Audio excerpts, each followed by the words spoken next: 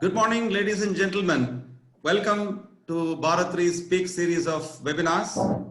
This is the part 2 of our claims discussions. Bharat Re is very happy to share with our customers and prospects the rich experience and the deeper knowledge of our panel of experts that we have as resources. So we are very happy to have all of you here. We thank everyone for their time and participation. This is the second part of a series of such webinars which Bharat Re is bringing for our insurance markets. We had a session earlier where our resource persons, Mr. Ramesh and Mr. Ramdas, brought in case studies. It was a very well received session. We have some questions which we'll also respond from those session. But for today's session, I am very happy to present to you our expert panel of insurance professionals who bring with them decades and decades of very rich insurance experience. First, we have Mr. Matthew Verghese, who was former member IRDA and is currently advisor of Shriram on insurance. Mr. Matthews graduated in mechanical engineering from College of Engineering, Trivandrum, and he first worked in companies like Indian Aluminium and KCP Limited. The break in career came when he joined New India Assurance as the Direct Record Officer, as regional engineer, specially recruited to develop engineering insurance. New India Assurance was a pioneer to introduce engineering insurance in India. So Mr. Matthew joined New India Assurance as a regional engineer to encourage clients to consider engineering insurance like breakdown and project insurance like that. Mr. Matthew served in various capacities in India in different locations, including his assignments abroad. He had worked as New India's country manager in Thailand. He had also worked as managing director of Ken India, which is a joint venture of all the PSU insurance companies in Kenya. He also initiated, he commissioned the insurance operations of Ken India in Tanzania. And Mr. Matthew Verghese, on his completionist tenure as general manager of New India, was appointed as a member non-life of the insurance regulator IRDA, and he was very capable and efficient in his role as a member non-life.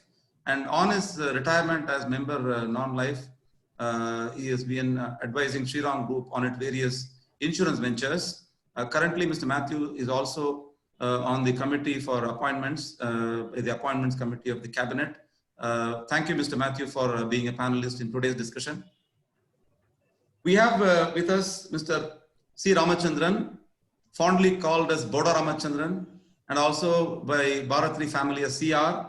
Mr. C. Ramachandran is a founder director of Bharat Re. He had been already into consulting business, so he was in the startup team of Bharat Re 20 years ago. Mr. C. Ramachandran is technical director of Bharat Re.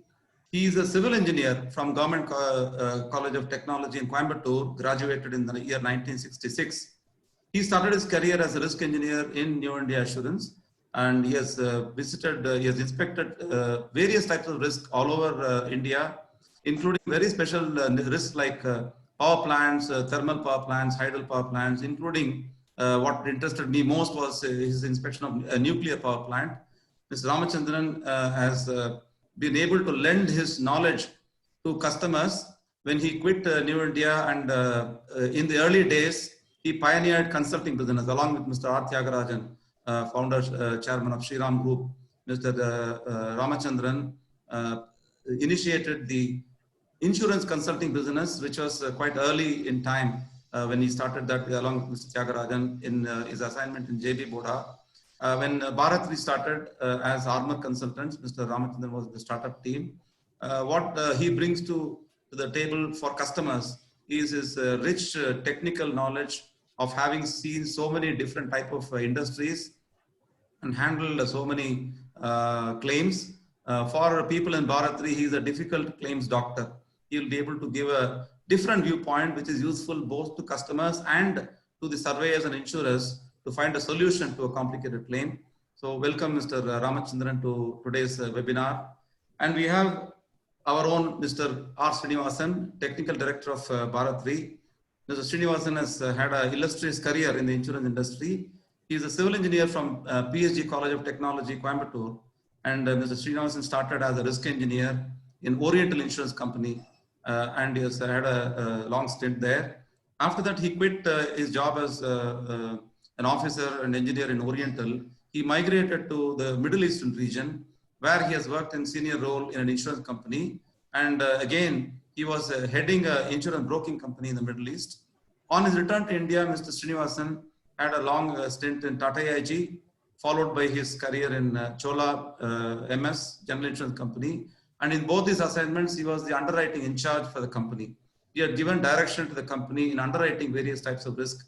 And after a stint in Chola MS, he had a short assignment with JB Boda, and he joined Bharat Re in the year 2011. So thank you very much, Mr. Srinivasan. We welcome you to today's panel. Thank you. The mood and setting for today is customers who purchase insurance. When it comes to a corporate entity, they buy the insurance with the trust that when the difficult moment comes, the insurance policy would come out to their rescue in terms of financial protection. But still, there is no way one can predict the manner in which the event will occur, and also the magnitude with which it will impact the organization.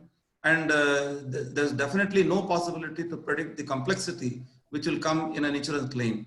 Like a cardiac surgeon who meets his patients, not every patient has the same complexity or complication. So the surgeon has to decide his approach, his strategy for treating or doing a surgery for that patient.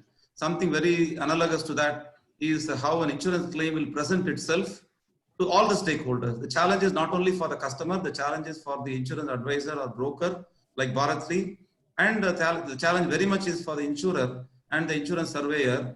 These stakeholders would face those challenges from different prisms and from different dimensions. It is the responsibility of all of them to make sure that they bring the correct information, factual information, and like in a good court case, the right argument to find fairness and equity in the claim settlement. So today's panelists, in their career of which is spanning 40 to 50 years, have seen extraordinarily complicated cases, which we have seen them to be resolving to the satisfaction of all stakeholders. So today's webinar will start with the presentation by Mr. C. Ramachandran. Mr. C. Ramachandran, you can initiate with your introductory remarks, by which time I'll start the presentation for you. If you permit me, I'll run the presentation, Mr. Ramachandran. You can start with your initial remarks. Thank you, Mr. Arun, for the nice introduction that you have made on me to the people. Good morning to you all. Valga Varamudan, Valga Vayagam. I am an engineer student from Government College of Technology in the year 1966 and joined the New India Insurance Company as an engineer after a brief time in Public Works Department. Now, I am going to present you a large claim that has happened in Chennai involving a loss of nearly around 5 to 10 crores of rupees loss. And the loss has happened in Chennai in a garment making unit. The garment making unit suffered two losses, one in the month of November 2015 and followed by a disastrous loss in the month of December 2015. The major damages to the company was to the machinery. Buildings, of course, have been damaged, but that's a very small amount of loss. The damages to the stocks fairly is less because they are at a higher level of the building. But the machineries, the sewing machineries, have suffered a very, very serious damages as they are innumerable in number. The loss was fairly very big, and that is the subject matter of discussions today. The unit is located in Chennai. The insurance was being done by an insurance company of very fair characters, and the survey was done by a very senior surveyor who is a well-accepted surveyor in the market. And the Details are as follows. The assets of the insurance company, the assets of the insured were insured for a total value of about 67 crores, out of which the major portion goes towards the building, and plant and machinery was insured around 29 crores, and the stock was insured for about 3 crores. All these insurances were done with the reinstatement value clause, particularly for the building and machinery. As the stocks are all being insured on the day-to-day prices, there is no need of application of the reinstatement value. The two claims that has happened in the month of November and December 2015 caused damages to the property to the extent of nearly 12 crores. It's a very serious impact to the customer, and these claims have been handed over to Bharat 3 so that they can handle the claim in the best possible manner. The claims were handled with a lot of problems on the valuation of property and the depreciation of the properties in the calculation of the claim. You can see in the system, the claim 1 have caused damages to the extent of nearly 757 lakhs on the total claim of 791 lakhs. In the claim 2, the damages are relatively small, and about 24 lakhs worth property had been damaged, and the 240. The damages to the machinery were 244 lakhs, and the total of that came to nearly around 12 crores of value. The surveyors have assessed the loss on the reinstatement value basis for an amount around 12 crores. But the insurance valuation in the insurance policy decides about the quantum of the claim very low, because it was only insured for about 29 crores. See, on the date of the accident, the reinstatement value of the property there could be around roughly 100 to 120 crores. Therefore, the claim settlement is going to be affected in a big way by the application of underinsurance. For these reasons, the insured also was agreed to have the claim settlement instead of the reinstatement value basis on the market value basis. Therefore, the surveyors have ultimately calculated the loss for the plant and machinery for the claim 1 for rupees 59 lakhs only. The reason was that they have taken the higher quantum of the valuation of machinery on the reinstatement value basis, which runs to nearly around 100 crores, and the depreciation what is being taken by them in settling the claim on market value basis, a high rate of depreciation, and also for a short period of life of the machinery have created the calculation to 59 lakhs. Our efforts were to prove to the surveyor that the normal life of the machinery is not just 9 years, but it is 25 years. We were able to get this information from the various pamphlets of the company supplying the machineries, and ultimately the surveyors have agreed to have the depreciation being calculated instead of 9% to 25% of the reinstatement value of the machinery, which brought the claim value to nearly around 170 lakhs rupees. Thus, the claim here was settled for nearly 300% of the original surveyor's assessment of 59 lakhs.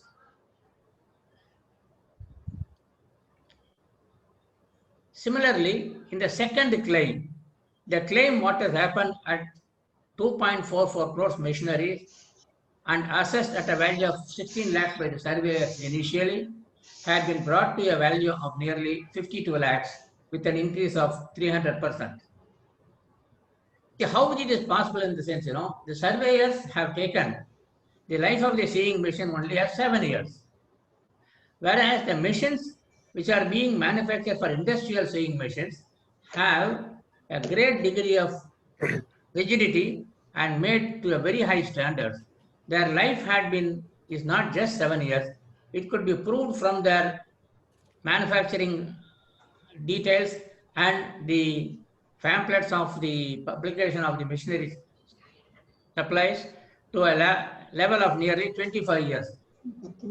And also the normal working of these machineries in various units have been compiled and given to the surveyors, who ultimately agree, yes, the life of the machines could be as much as 25 years, and the rate of depreciation what they should do, keeping the life at 25 years, they have calculated for the loss at 25% of the reinstatement value of the machineries.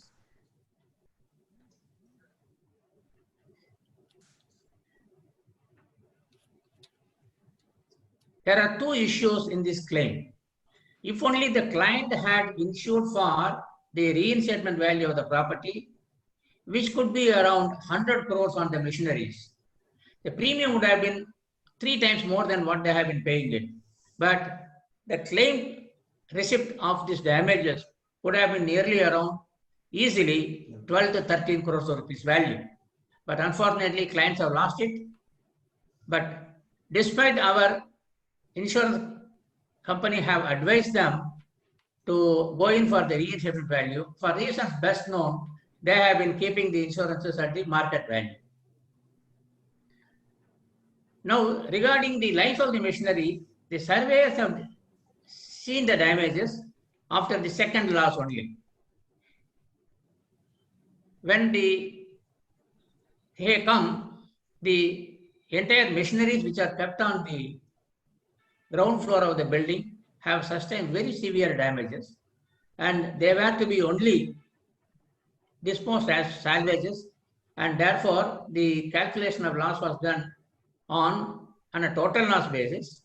They have adjudged the loss on reinstatement value basis, but the clients, because of the underinsurance factor of applicability, opted for the claim being settled on market value basis.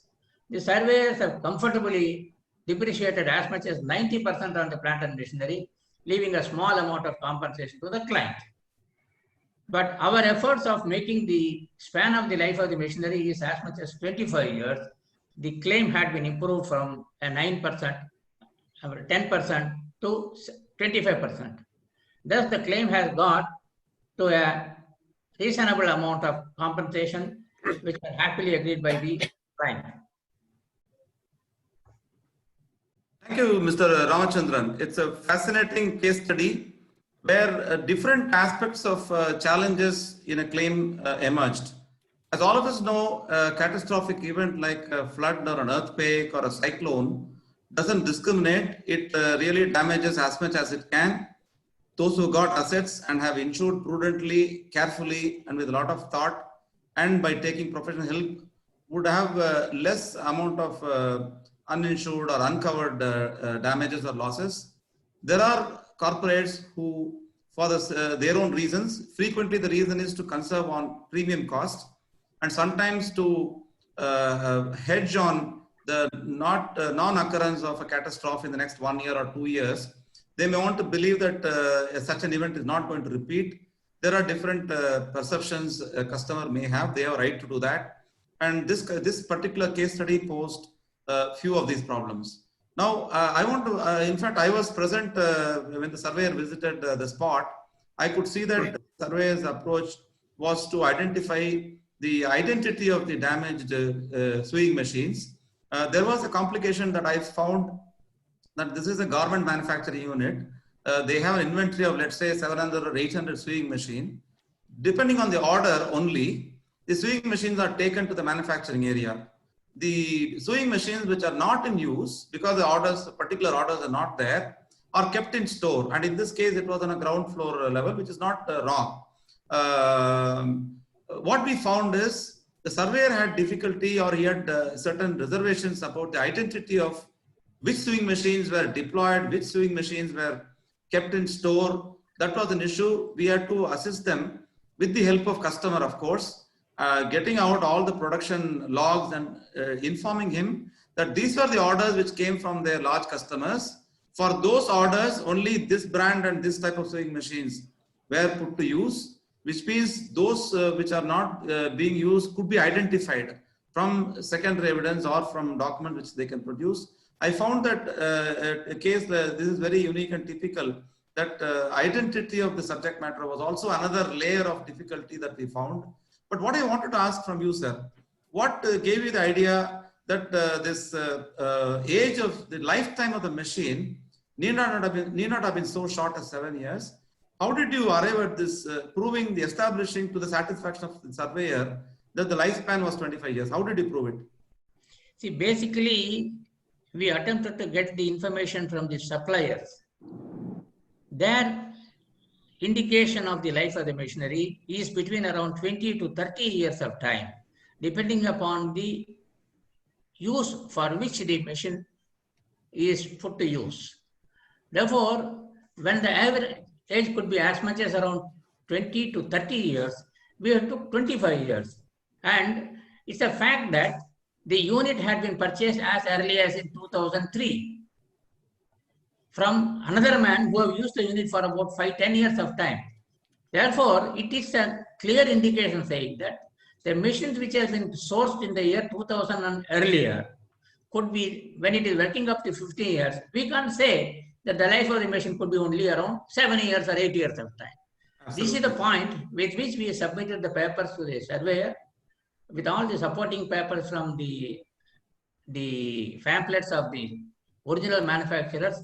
We were able to help them to take a decision. Yes, we are right in taking an average life of 25 years and then calculate the residual value.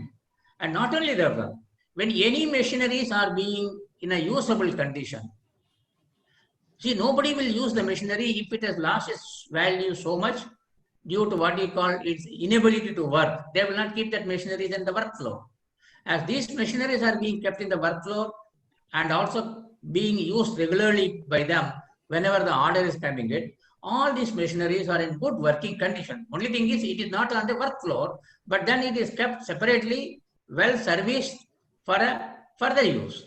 Therefore, all the machineries have a similar leftover life, and that factor was submitted to the insurance surveyors. Yes, after a long discussion, they agreed it. They brought the depreciation from 90% to 25%, 75%, which has improved the claims substantially. Thank you very much, sir. Before I go to Mr. Matthew for his viewpoints on the very important aspects, Mr. C. Ramachandran, I want to ask you, you also been an expert on textile industry. Have you encountered this level of high underinsurance in textile industry also? A general comment from you, sir. See, in the olden days, the premium rating was department-wise, varying between 1 to 5 times. You take the premium rating of the blow room, the premium used to be something like about 4 rupees 75 paisa per 1,000. Whereas you take the insurance rating of the spinning and the post-spinning department, it was hardly around 75 paisa. Therefore, when there were separate rating structures, insurers were trying to calculate the arrangement of insurances based on the real risk factor they are exposed. They are also aware as what type of losses can happen in which department. On this basis, they were doing what we call a separate schedule of insurances indicating value separately.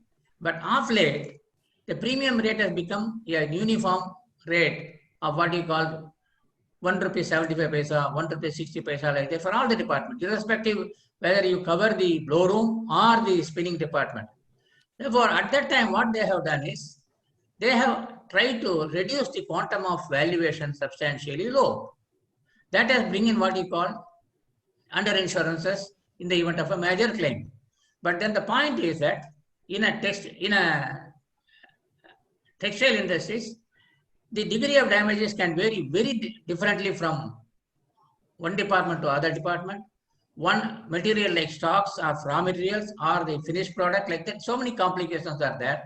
Therefore, we try to help the client there in bringing down fairness in the arrangement of insurances so that they don't spend abnormally insurance premium also. At the same time, they also do not take the abnormal risk factors which can happen very infrequently. Thank you, Mr. Ramachandran. Mr. Matthew, you have a checkered career in the insurance industry, and you've been running insurance operations in various capacities. You've been in senior management of insurance companies, looking at governance and the overall operational success of the entity, and you've also been a regulator. But I'm going to surprise you with a question about the customer. How do we ensure these priorities be informed to the customer before the policy is finalized? What kind of approach we should take as insurance advisors to convince customers? In this case, which Mr. Ramachandran presented, was a case of high underinsurance. In fact, the philosophy was, we will not be taking reinsurance value, we will not take market value, we may take something less than return on value. So what do we do to convince those customers to make sure they insure correctly and then they get true indemnity? Sir, your mic is on mute, sir. Can you unmute, sir? Your mic is on mute.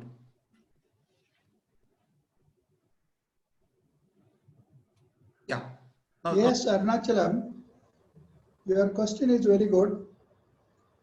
It is very difficult to convince the client to spend time on insurance. Most of the insured feels that the insurance is not at all important for them in their operations.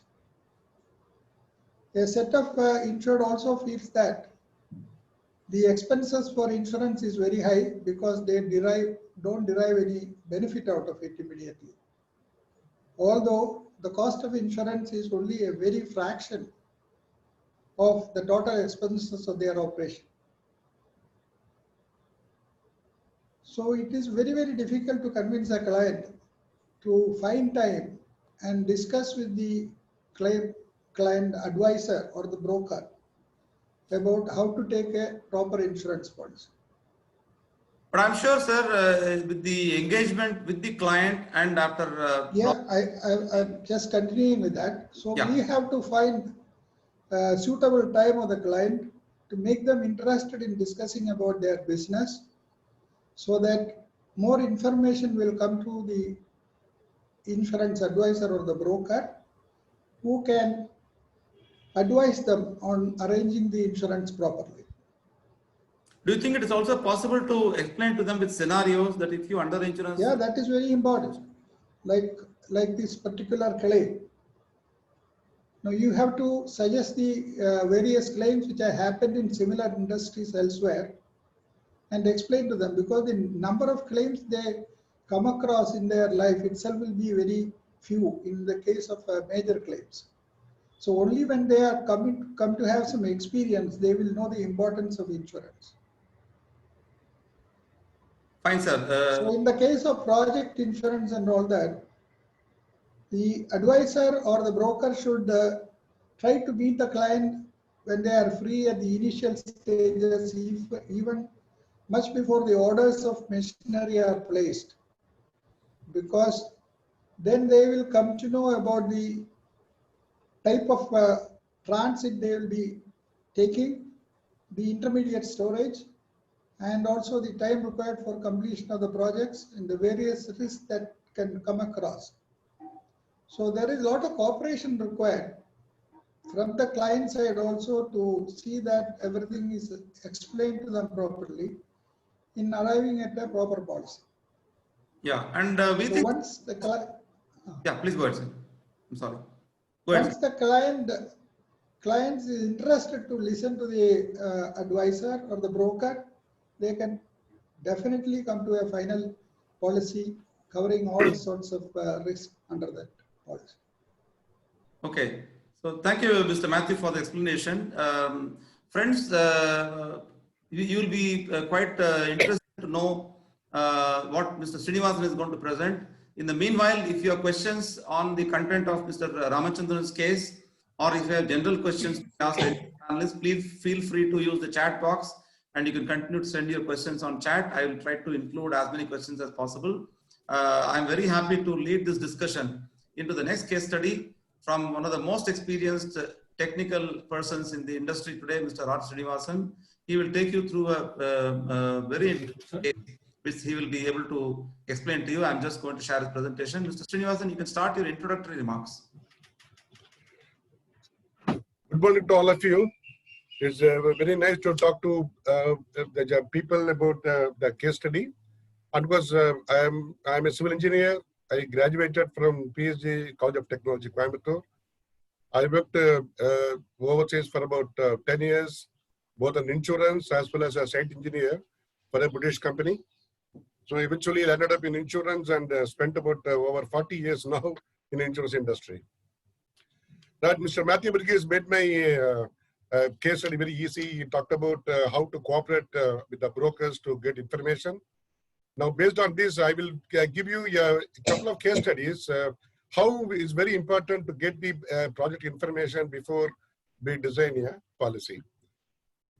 When talking about the insurance claim, basically there are two factors. Say number one is approximate cost. I mean, this gives you whether the claim is payable in terms of the policy or whether it comes from the exclusion of the policy. Once the admission of liability is admitted, the insurance company pays the claim. Now, payment is again depending upon the quantification. Now, the quantification is done by the surveyors, debited by the insurance companies. And most of the times what happens is whatever the insured make a claim, the money is spent by them either for repair or for replacement. Most of the times it is not acceptable to the client because they feel that there's always a shortage. Now this shortage can be due to various factors. Now I would like to bring to your notice which are the areas where the assessment can be lower than what the clients have made the claim. Now, I just give you a base study of this. Is it you all aware about the Maritime Erection Storage Policy, MCE policy, which is a comprehensive policy, seamless cover, which covers both the marine portion as well as erection, testing, and commissioning. This is given for any type of project, which is on the seamless basis. Now, the basis of sum insured coming out of the project policy is normally the anticipated or estimated completed project cost. So when we talk about the estimated project cost, there are various factors which are taken into account. Now, basically, Arun, you have the next slide.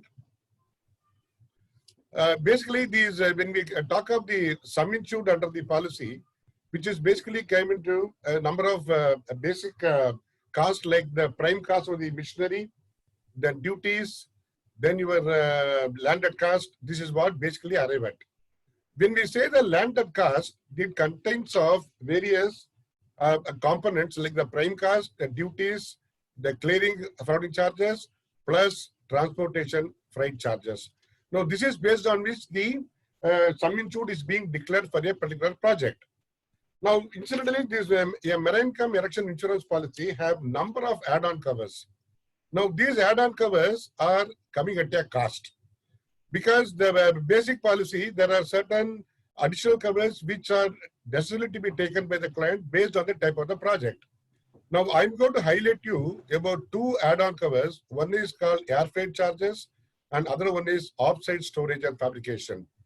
Now, when we talk about the air freight charges, what the cover gives is, in the case of a damage the equipment, either the parts or the machine have to be sent to the repairers, maybe in India or abroad. They have to air freight it and they have to get the things repaired. Now, again, the policy pays basically only the normal charges, whereas they do not pay the air freight charges, which are certainly very high when compared to normal charges. But these are coming at a cost. Now, when we discuss with the client, we tell them clearly that what are the various add-on covers which are necessary, the limits as well as the additional cost involved. Now, I will give you one case study how this thing has landed up a problem for the client. The insured is a new Sprint manufacturing plant. Actually, this is a bagasse-based plant because it's a new technology because they manufacture pulp from the bagasse. And we made a presentation from the insurance company because I was working at that time in an insurance company. So there are our clients. So I made a very detailed scope of this policy, the add-on covers, the implications, the claim settlement, the risk management techniques. So all the things were highlighted to the client. But eventually the client decided that, okay, certain add-on covers, we don't need it because we don't anticipate this can come because it's going to cost money. So that some of the add-on covers, which they said they do not want to take it. Now, in this particular case, there is a captive power plant. The captive power plant, there are 2 steam turbines. One is 18 megawatt capacity, other one is 9 megawatt. Both of Siemens make Germany. While the rotor, while the 18 megawatt turbine, while it was under erection, there was a damage to the rotor. So the rotor, naturally, this requires rewinding. They approached the local repairers whether they can do the winding, but they said it is not possible for repair the rotor. So they decided to go to the OEM, the Siemens Germany. Next one, please. So, this is just to give an idea about the turbine. Next one, please. This is the rotor what I am going to talk about. Next one, please. Yeah. Now, eventually, the Siemens, they said that yes, we will do the under rewinding of this rotor, but we have 2 choices. One choice is we can send our engineers to the project site and we can do the repair of the equipment, but we will not be able to give the performance guarantee because we do not have much repair facility at the project site. So we will do the repair, but we will not be able to extend the performance guarantee. Alternatively, they said that if you could send, next slide please. Alternatively, if you could send the rotor to Germany to our works, we will be able to repair it completely because we got the external facility in Germany, and we can also give you the performance guarantee full. Now again, the clients decided that yes, because being a company that we cannot take without a PG, so they decided that this can be sent to Germany. Now comes how to send it to Germany. Now question comes either by a sea or by air. Now, if you send the equipment by air, it is going to take at least 2 to 3 months time for repair the equipment. But if you could send by air, it possibly takes less than a month. So the clients decided that they will not be able to take 2 to 3 months time because the project has to start, project has to be completed within that time. So they decided that yes, we will send that by air to Germany and we will get it repaired. Now, while having decided to send by air, now they had another problem. Now they have to find a suitable aircraft, or they have to charter the aircraft which can carry the rotor and so that it can go. Second problem is they do not have any facility for loading this equipment into the aircraft. It is available only at Bombay, not at Chennai.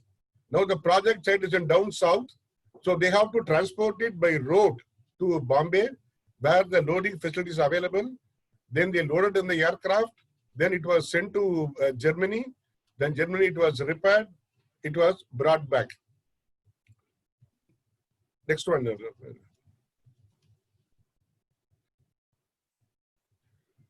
So the point of transportation is by road from up to Bombay, then again loading to the aircraft, going to Germany and bring back. So cost involved is very, very high. But however, they sent it to Germany, they got it repaired, and they brought it back and they made a claim under the policy. Now, while making the claim, they said the transportation cost is part of the repairs. So they claimed for the repair charges actually incurred by them. But unfortunately, the policy covers only ordinary freight charges because if you want cover air freight charges alone, then only whatever expenses incurred for the air freight is payable under the policy.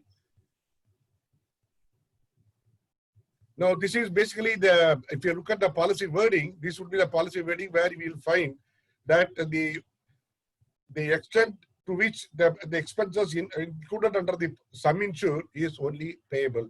So obviously the insurance company is not in a position to indemnify the actual expenses incurred by the client. Now, this is another case study, just to give an idea about this one. This is about a steel plant. So this, of course, this steel plant involves a lot of imported machineries. And again, we made a presentation to the client, explained to them the various scope of add-on covers and things like. But of course, again, they decided that certain add-on covers are not necessary. And they avoid the marine cab erection policy for this project. Now, what they made, they already ordered for the equipment, imported equipment already made an order. But unfortunately, the site was not ready. So what happened was the machinery imported, they could not directly take to the site of erection from the port. So they have to hire a intermediate storage for the purpose of storing this equipment till the plant, till the site is prepared. Now, what basically happened was the intermediate storage is about 10 kilometers away from the project site. And incidentally, this intermediate storage is not covered or included under the maritime policy, because this site of project site is only covered under the policy. Unfortunately, there was a major flood and the critical equipment was totally damaged in the in the flood. Next one, please. But of course, the insured made a claim because they had a huge loss. They made a claim. This is just to give an idea. When we give the maritime erection policy, what we cover is your normal transit from the port direct to the project site. This is what the marine transit is basically covered. But in this case, this transit has come from the terminal to the offsite storage because the project site was not ready. And again, here it goes to, again, after intermediate storage, it goes back to the site of erection, which is a additional transit. This is an additional marine transit. This transit again is not covered because what is covered under MCE policy is only this transit. In some of the cases, what happens is, though the equipment comes directed to the site of erection, these machines may require a fabrication. In such cases, they send it to the offsite storage for repair purposes. Again, there is a transit involved, one for sending, one for sending it back. So what basically happens is, if these locations are not covered under the policy, and these additional transits are also not included under the policy. So at the time of taking the policy, if these are taken into account, there will be definitely a comprehensive insurance is available. So basically the lesson is, next one, Arun. So basically what we should do is, before we start a project, it's very, very essential to discuss, to understand the intricacies involved in a project. Because particularly, number one, basically your sum insured selection, what we talked about Mr. Ramcharan earlier also, the project cost, then how it should be done, the add-on covers, and suitable limits, because these add-on covers come with a limit, sub-limit. So the sub-limit have to be chosen. We have to have a thorough study, then we have to include under the policy so that these all completely taken care of. If these all not done properly, because normally what happens is, suppose any new project, the client gives the information, sir, I'm starting a project about say 150 crores or 200 crores or 1,000 crores. Please quote immediately.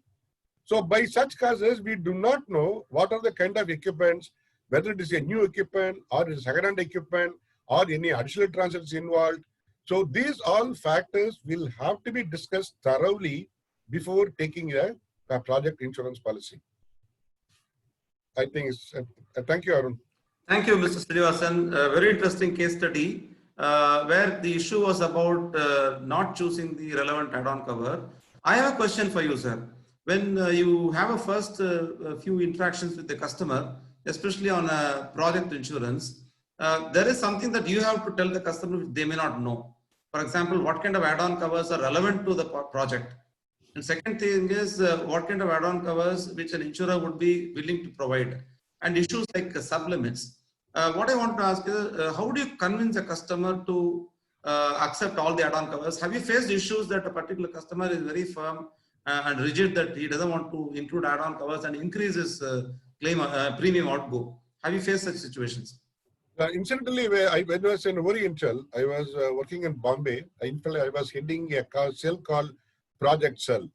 So I had the unique advantage or opportunity of dealing with major projects in North India those days, including the Reliance, refineries, things like which I happened to handle.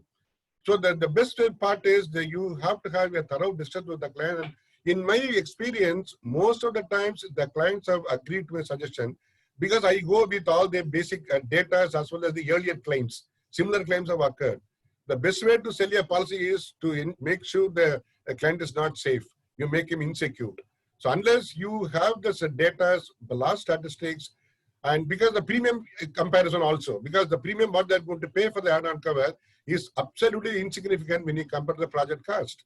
So in the case what I mentioned to you, it was very huge when you send by air freight charges. So these are the areas where, I mean, most of the cases where I have come across, 90% of the people have agreed. Unfortunately, the earlier one didn't agree. They had the claim. But have you faced the situation of especially covers like terrorism? Frequently, both the advisor and the customer are in a dilemma whether terrorism covered is there or not. Do I have to buy terrorism cover only if I'm in Gujarat or Rajasthan border or in J&K? The general perception is terrorist. Why there is a terrorism? It is only to scare people. Normally, terrorists, they aim the places where there is a concentration of people or MNC companies where they want to terrorize. So my feeling is a place like, project site, which is quite far away from the city where the huge plants are coming up, unless it is a politically area like, Reliance in Jamnagar, where Pakistan is very close by, where you have to have a terrorism cover. But a project to say in South, where the probability is much less, and there is no scope for a reduction of the premium also because the rates are fixed by the pool. Now, normally the clients feel that the cost involved is quite high. So it's of course you have to take a final call. Suppose in Andhra you have Naxalites. So the Naxalites can also be turned as a terrorist. So it all takes a call, but you have to take a prudent call to decide whether to take this cover or not. Okay. So my question to Mr. Matthew now, sir, I need your viewpoints on how the customer decides on project insurance.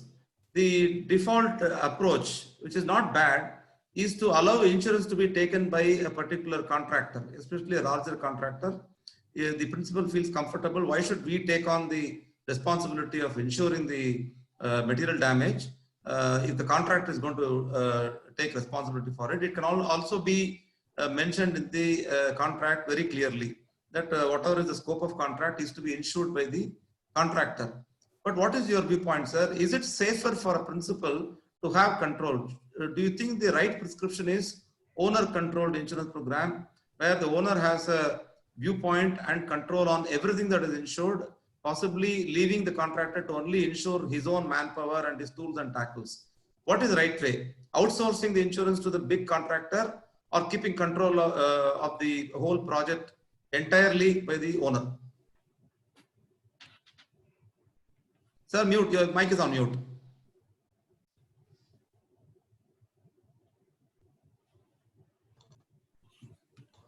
Yes, sir. You can talk now. Yeah, there are two types of projects which I have come across in my long experience. One is that there are EPC contracts where a client is giving the whole work to an EPC on an EPC basis. So in the tender itself, they say that it is a responsibility of the contractor to do the entire insurance on behalf of the principal and hand it over to them.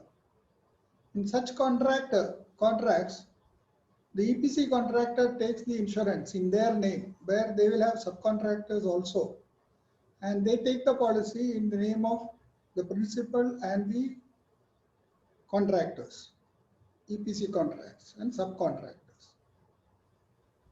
In the case of a project where the owner himself is taking up the project, by giving the contracts to different contractors, the best way to do is to take the policy by the principal, including the interest of the contractors and subcontractors.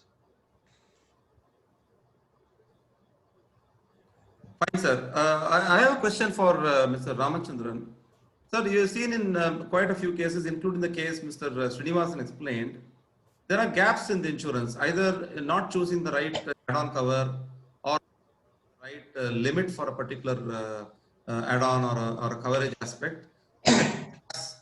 These gaps could come either by a lack of understanding of a particular risk happening. They may think it's not going to happen. It's not going to happen at all, or it may not happen to me. Could be the philosophy of the customer. How do we ensure that these gaps don't occur? If you are advising a new customer, what's the process you would follow? To advise them that this is the add-on cover relevant to you, these are the sublimits you should look at, and this is the overall coverage design. What would you communicate, sir? Now, this changes from type of the policies themselves. Suppose you are covering your property at your manufacturing premises, one view has to be taken. If you are talking about a project which is coming to the existence now only, it's a different thing. Therefore, basically the add-on covers, the add-ons all depends upon the type of the project where the insurance arrangement is being made. As suggested by Mr. Srinivasan, when it's a very large project of marine erection, the factors are different. When it is a project of a manufacturing premises with a large manufacturing capacity, the factors are different. Therefore, these are all has to be viewed separately, project-wise. Okay. Mr. Srinivasan, sir, I have a question to you that whenever you encounter project insurance and you find that the finance team that you're dealing with may need additional support in terms of understanding the various dynamics that may be there in the way the project is being implemented, do you think it's worthwhile for the customer to appoint a single point of contact to coordinate between you as the insurance broker or advisor and the finance department, which is performing its finance obligations very correctly and carefully, and very importantly, the project team? Is there a single contact person or a pivotal person required on the client side to make sure there are no information gaps? I've seen in one case in Gujarat, a large customer of ours, when our risk engineer visited the site, there was a boiler being erected.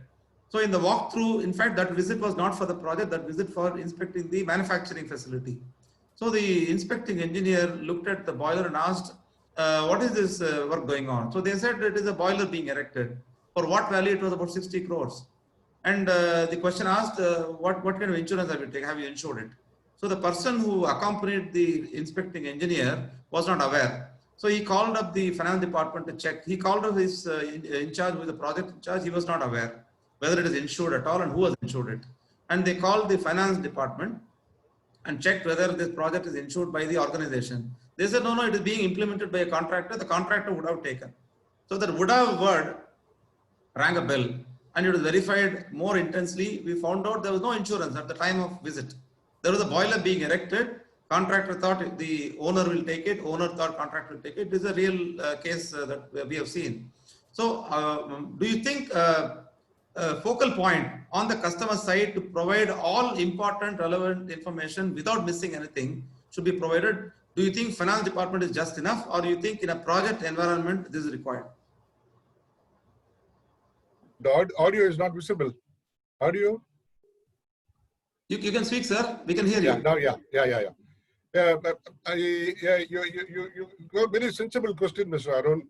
Yeah. You see, normally what I do is when I discuss with the client, of course, normally all insurance we discuss with the finance people because, generally, yes.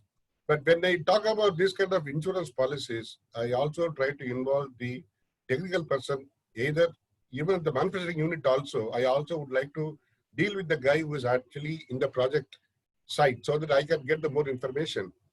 And moreover that, when I even discuss, I tell them that any new additions, new expansion of this, any proposal for the project team, I always tell them to have a line up with our finance people so that they will let us know that what is the project is concerned, that budget is concerned, because everyone, they have a budget. They do not start the project just like that. They have their own procedures. They have to get the approvals. They have to go for the improvements. So there are quite a few things. So finance people, of course, eventually it comes to finance people, but the project team is involved in designing, calling for the new project, the specifications, the type of machineries, and the budget as well. So I always insist, because I'm always say that client also mostly they agree with me. They always put the project guy or the technical guy with me so that I go for the discussions. Yes, sir. Mr. Ramachandran, you have a question from the participant, sir. Mr. Rajavel from Rajavel Jeevaratnam. The question is, the policy is designed with RIV clause initially. At the time of claim settlement, whether we can change RIV clause to market value clause to benefit the client.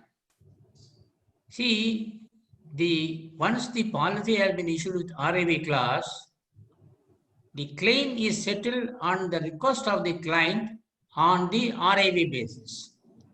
You can always go back to your market value settlement, which is the very basic of insurances of the fire insurance policies. There is no difficulty of your choosing back the market value even after the loss. The client is having the right to do it as he likes it.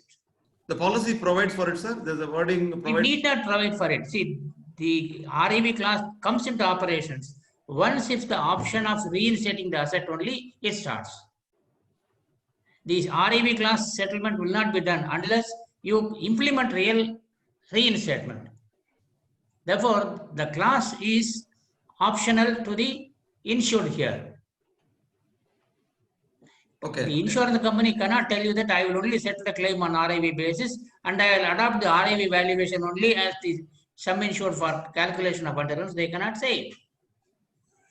If he chooses for the market value settlement, the market value becomes the value what has to be compared with your sum insured for underinsurance purposes. So the choice is that of the client. Okay, so there's a solution for it. Mr.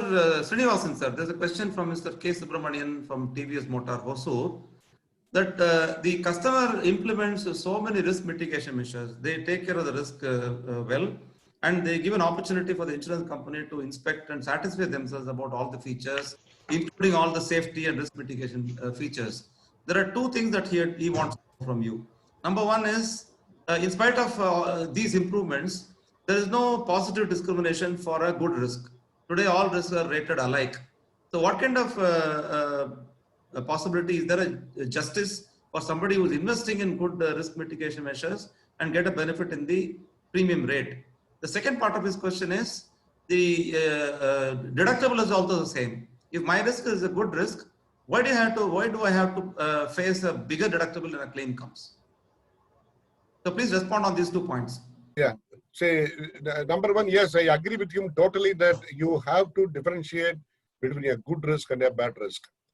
Yeah, if you recall those earlier days where we have the tariff days, in fact, see, there were differentiation of allowing discounts on good measures. Like, for example, you have a good fire protection system, like sprinklers or hydrant systems or multi-fire systems. The discount can go up to 50%, but was given earlier. Even for good electrical installations, it was done. But unfortunately, now these one risk, one rate has come, and the single modified rate has come now because of the revision of the tariff. Now the problem is the good features are not considered for it. I agree with him totally, but I think now it is on the cards. Now IIB rates have come. Now since the rates of the insurance companies were allowing discounts left, right, and center, now the IIB rates have come for balancing the basic rates. Now it has come. But again, I agree again, whether a good risk or a bad risk, there is no discrimination. We cannot allow any advantage to a good risk. But I think now it is being taken up by GIC, what I understand is, and hopefully in time comes, hopefully we will have to differentiate between a good and a bad risk. Number one. Number two, regarding deductibles, yes, again, I agree with you because now there should be minimum deductible is given by the GIC Council. Now, again, if you go back to that earlier days, of course, the deductible was much low. Now the deductibles were revised because the rates were going down. See, you can't have, low rates or low deductibles. So what they did was, since the rate was low, they raised the deductibles. Now they have not revised it. So hopefully, people have to look into it. Maybe the insurance companies and the brokers can take up with IRDA or with the GA Council, whether they can have a relook at it. Thank you so much, sir. I will now take a question from the last session, which has been posed to us from the presentation done by the last panelist. The question is, supposing the question is from Mr. Venugopal from Indolox. The question is, supposing the entire building is occupied by same insured, it was a case of multiple occupancy within the same building. The question is, suppose it is occupied and it had a combination of bonded warehouse and non-bonded warehouse. Should the policy be very correctly defined as bonded and non-bonded? Is a question Ms. Venugopal has posed to us from Indolox. Our response is, we have actual faced a cyclone claim. I think it was a Varda cyclone claim, where a similar question came. A large warehouse was there. It was an entirely bonded warehouse. And on the date of cyclone, the customer who owned the cargo had paid the duty and taken out. I mean, they've completed the process. They were supposed to remove the goods from the bonded warehouse. So there was part of the loss that was there, which included non-bonded, which is out of bond. Now the insurance company took a position that the policy says bonded warehouse in the risk occupancy, and the position taken by the insurer was, the policy intends to cover only bonded warehouse. It is clearly mentioned, anything out of bond is not covered. And we tried our best to convince the customer that bonded warehouse is only a description of the occupancy. Otherwise, all stocks that are in the custody of the logistics provider are covered, and full sum insured is taken and full premium is taken. With great difficulty, we convinced them to accept that all the cargo that is there at the facility is to be indemnified. I think it is something that has to be left to the insurer and to the surveyor, and at that time to explain to them correctly the basis and the purpose for which the coverage is taken, and we'll have to solve the matter like that. The other question is, if the locations which are having multiple occupancy and full sum insured is taken, the insurer has got intention to cover the entire asset. Only problem is the shed numbers are not shown properly. When the intention is correct, how is it right for the insurance company to deny the claim? Is a question from Mr. Madhukar Naglu. Our internal discussion on this is insurance companies always consider the claim on merits. The obligations are clearly laid out. They will limit themselves to what the policy states. Surveyors also will rely on the policy contract, the schedule, the policy wordings, and they will place reliance on the document they have on hand than to seek intentions to justify or to assess the loss. So both these questions are from the last session. My last question, since we are running out of time, my last question is to Mr. Matthew Varghese. Sir, in your experience as insurance executive and insurance administrator and regulator, do you think long relationship of a customer with an insurance company has any leverage in a claim? Does it have no leverage, or it has some leverage? What was it a few decades ago, and where is it now? If you talk about internationally, what I have found is that most of the clients continue to deal with a particular broker.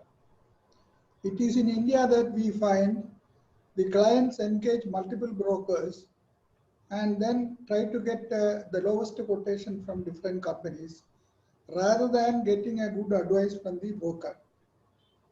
So it is time for our Indian market also for the clients to select a good broker who can advise them in taking policies properly and also help them in getting their claim settled by assisting them in properly documenting everything and calculating the liability. If you take the insurance company also, the brokers also would like to see that for a particular client's business is placed with a company regularly, so that in the long run there could be some, in the case of genuine claims, if there are benefits of doubts are always given to the client through the broker. If you look at the insurance companies who place their reinsurance also with international reinsurers, they also would like to continue some sort of a continuity by placing their reinsurance with lead reinsurers. They follow the same reinsurance company in placing their insurance order. So overall, there is a benefit is my experience in the overall. Okay. Mr. Srinivasan, one more question from a client by name Mr. Manikanteswaran from TVS Motors. Question is, if the cost of risk mitigation is going high and we're not able to balance it with the revised tariff premium, the IBA rate that's going on, how do we trade off? Both are risky. You can't pay anything less than IBA rates, the insurer cannot accept. You can't compromise on the risk protection. Where is the balance? No balancing. See, unfortunately, when the rates are fixed, obviously, the insurance companies have no option because they don't get reinsurance. See, every insurance company has got the reinsurers. When the reinsurers insist on certain minimum rate, the reinsurers are not going to extend their support. No insurance company can withstand without the support of the reinsurers. Though the question is very relevant, I agree with him totally, but unfortunately, in today's scenario, either you pay the premium or you take the risk. So either one of that. Okay. One more observation, it is not a question from Mr. Joydeep Roy, that in his experience, he is advising that usually if it is left to the contractor, they may want to minimize the premium outgo and then cut corners somewhere, which can compromise the risk protection. So if the insurance advisor and the customer are able to get involved right in the tendering process and maybe able to provide some inputs, then there can be a better advice to the customer. Thank you very much, Mr. Joydeep. Friends, we have come to the close of this session. It was a fascinating 1 hour. Extraordinary case studies have been presented to you, and the 3 panelists were able to provide insight into the various aspects of corporate insurance claims. In the last 2 sessions, we have seen where a genuine, well-intentioned customer can face roadblocks, he can face bumps and surprises in the claim process when the policy suddenly reveals an add-on cover not taken, value not properly judged or assessed before taking the policy, possible risk feature or a risk possibility was not calculated and incorporated in the policy. It can be any of this. As I mentioned in the beginning of this session, that the possibilities are immense as to how a risk event happens. What is within control is to make sure the insurance is given the right priority by the customer, whether it is the business owner or the promoter himself, and the set of professionals on his side who would help him to implement his ideas on the ground, the right priority for insurance.